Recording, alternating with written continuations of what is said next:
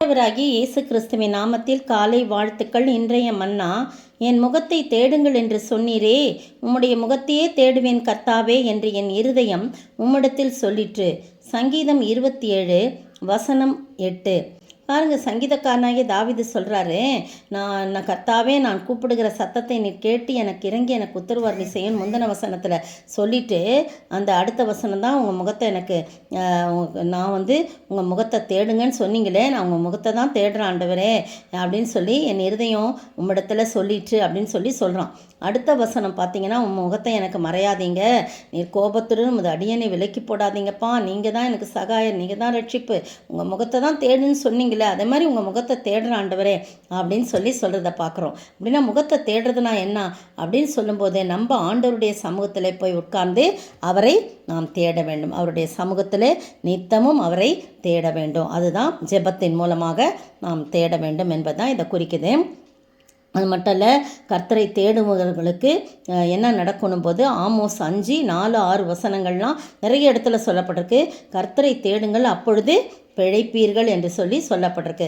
இது சொன்னவுடனே எனக்கு ஒரு ஞாபகம் வருது. லூக்கா எழுதின சுவிசேஷம் 19ஆம் அதிகாரத்தில் 3ஆம் வசனத்தில் பாருங்கள், இயேசு எப்படிப்பட்டவரோ என்று பார்க்க என்ன பண்ணுறாரு, வகை தேடினான். யாருன்னு போது சகேயு என்பவன். சகேயு ஒரு ஆயக்காரன்.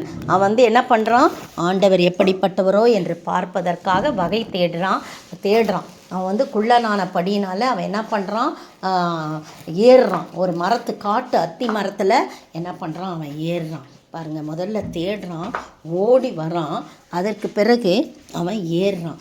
அவன் ஒரு வாஞ்ச, எப்படியாகிலும் இயேசு எப்படிப்பட்டவர் அப்படின்னா என்ன, இயேசு எப்படிப்பட்டவரோன்னா இயேசுவின் முகத்தை தேட.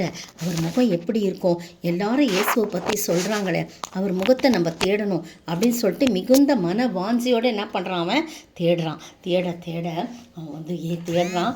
அவன் ஜனக்கூட்டம் அதிகமாக இருந்ததுனால எப்படி நான் தேட போகிறேன், எப்படி நான் ஏறணுமே சொல்லிட்டு அங்கே ஒரு காட்டு அத்தி மரம் இருக்குது, அது மேலே ஓடி அவன் ஏறி அதில் மறைவாக உட்காந்துருக்கிறான்.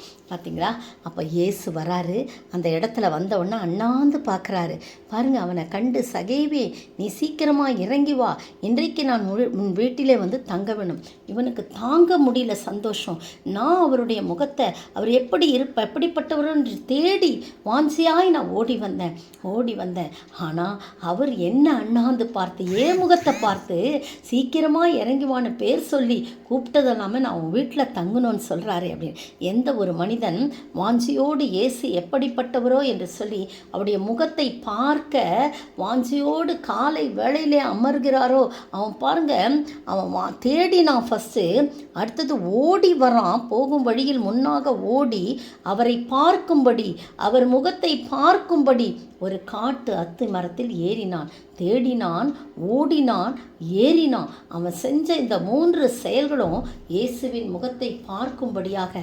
எனவே இயேசு அண்ணாந்து அவனுடைய முகத்தை பார்த்தார். அதான் ஆமோஸில் சொல்லப்பட்டிருக்கு, கர்த்தரை தேடும்போது தேடுகிறவர்கள் பிழைப்பார்கள் என்று சொல்லப்பட்டிருக்குது. இந்த அருமையான வேளையிலே நீங்களும் நானும் கர்த்தரை தேடும்போது பாருங்கள், அவங்க வீட்டுக்கு வராங்க, எல்லாரும் முறுமுறுக்கிறாங்க.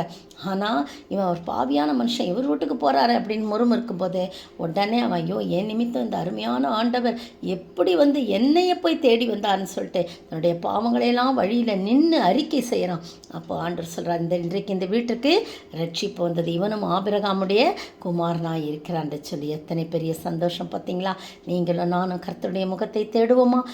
தேடினது போல வாஞ்சியோடு ஓடி போய் அந்த காட்டு அத்தி மரத்தில் அமர்ந்து கொண்டு யாரும் பார்க்கவில்லை என்று நினைத்தான்.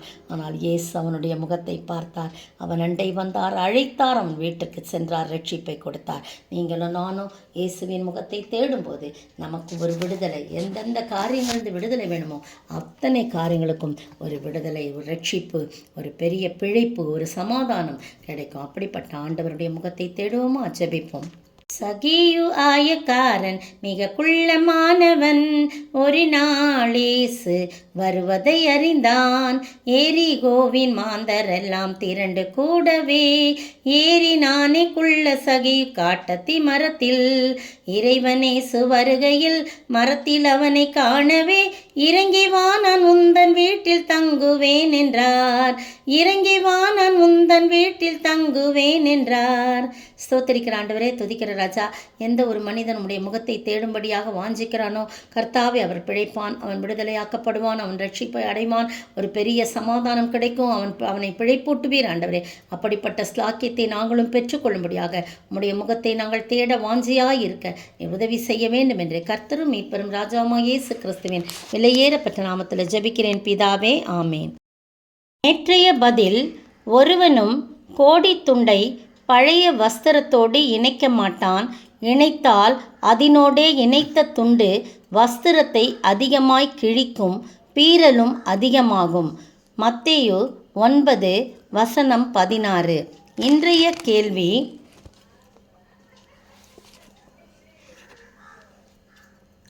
இயேசு யாரை பார்த்து எதற்காக மனதுருகினார்?